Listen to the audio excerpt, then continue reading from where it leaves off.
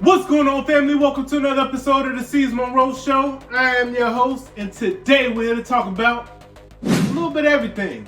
We're here to talk about Ant-Man and The Wasp, Quantumania, Secret Invasion, and how I feel like all of this is going to tie into the Loki series as well as Wakanda Forever. So y'all stay tuned right here on the Seez Monroe Show.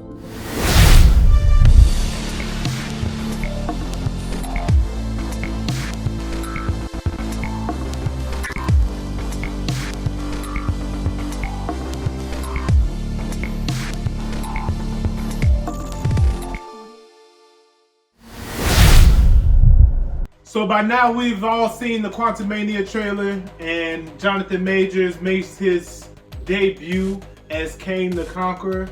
And I know we've seen him in the Loki series, but in all reality, that wasn't Kang.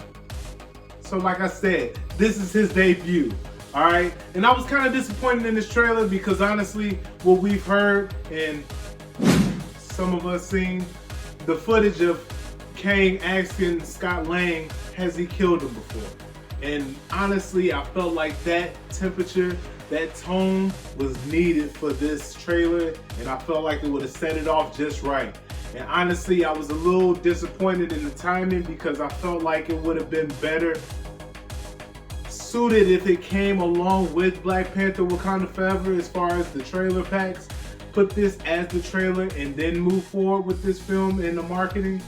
They put it out about 2-3 weeks before Wakanda Forever came out, so I don't think that was a good idea. Reason being is you don't want to take the shine off of Wakanda Forever, and I felt like that's why we got a mediocre trailer, to be honest with you guys. Alright, we're about to unpack this thing, so I need you guys to go ahead, loosen up, get your stretches in, whatever you gotta do, you know. Hit it one time, hit it 2 times. Alright, let's go. So there's a lot of cool things in this trailer, right? And a lot of the things that were being discussed online made me want to talk about this actual moment. There was a situation where Hope and Janet were having a conversation about what Janet was hiding. And Janet mentions that it's something that she didn't tell the family. People just assume that they were talking about Kang. I don't really think that's the situation here. I feel like she was talking about Bill Murray's character. I'm guessing that her and Bill Murray's character actually had a relationship. We have to remember they were trapped in the quantum realm for quite some time. And honestly, it might have not been as long of a time as on Earth, but to go back to Endgame, Scott says he was stuck in the quantum realm for 5 hours, and that equated to 5 years. So if something were to have happened, it had to be a short relationship.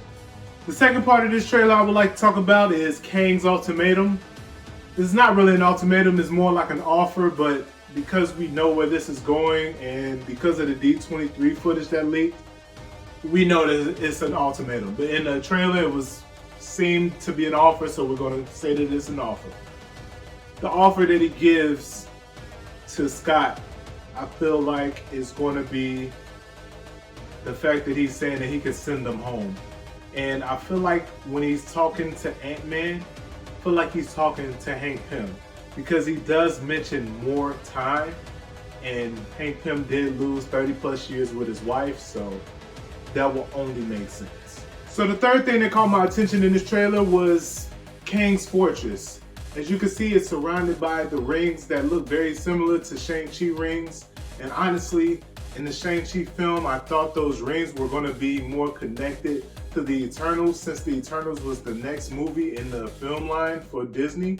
So I was wrong about that, obviously. But it only made sense when Juan mentioned that the rings were over 5,000 years old, and it sent a big signal. My mind thought Eternals, Celestials, bam. And honestly, it might still have a connection in there, but we'll see, hopefully in the next couple of months. Also, I'm wondering what's going to be the cover-up for the huge celestial head in the middle of the ocean. To better understand this upcoming film, I feel like we have to go back to Loki Season 1. The last episode, we're introduced to Immortus, aka He Who Remains, and he's pretty much explaining how he won the multiversal war by weaponizing, I forgot the cloud's name, but you can go back, do your research. And pretty much he kept the timelines together. He created the TVA, he kept everything going. And with him gone and out of the way, that just gave way for Kang to come on and do what he needs to do. And honestly, I feel like there's some unfinished business with Immortus because we didn't get a big explanation to how important he was. So I feel like we're going to get a little bit of that in Ant-Man and the Wasp. Why? Because in the trailer, there's a scene with a man walking and it looks like he has a suit on. He has those same shoes that Immortus was wearing in Loki season 1. So I feel like that's going to be him, and we're going to get a little backstory between him and Kang. But again, these are just theories. Bear with me. Going into Secret Invasion is going to be amazing for 2 reasons. Like, Secret Invasion is one of those comic books that I picked up back in 2011, 2012, somewhere around there. Believe we was going into the last Iron Man film when I read it, and I thought that was the way that they were going to try to go with this film, but we got into the Ten Ring saga. That's for another day, another time. But I feel like they're going to pick this back up. We have the characters now. We have the X-Men. We have the Fantastic Four. So I feel like that's where we're going to be going with this. And this would be a nice way to bring in Deadpool if they wanted to do that. You'll see a lot of characters. We are going to get introduced to the Fantastic Four, as well as the mutants, of course. We already have Namor being the first mutant in the MCU as far as film-wise. So we're going to see how this goes. And I feel like they have so many opportunities with this. It's going to be dope. The second reason is, I don't know if you guys have seen the trailer. I'm going to leave it in the body of this video. It was amazing. That's the feeling like I like to go for. Again, that spy espionage. I don't know what Marvel has going on over there, but when they do those type of films, Nick Fury shouldn't be this interesting. I put it to you like that. It's so amazing what they do and make us intrigued the whole 2.5 hours when it comes to these films where none of these guys have powers, but for some reason they're the most interesting people. So I think this is going to be good if they do it the right way. I'm still a little upset that it's not on the big screen, but it is what it is at this point. They did pull Armor Wars from Disney Plus and putting it on the big screen. And Armor Wars will have a lot to do with the Secret Invasion storyline, so we'll see, guys. Speaking of Skrulls, we get introduced to them in everyone's favorite MCU film, Captain Marvel. Out there. We can't do this alone. We need you.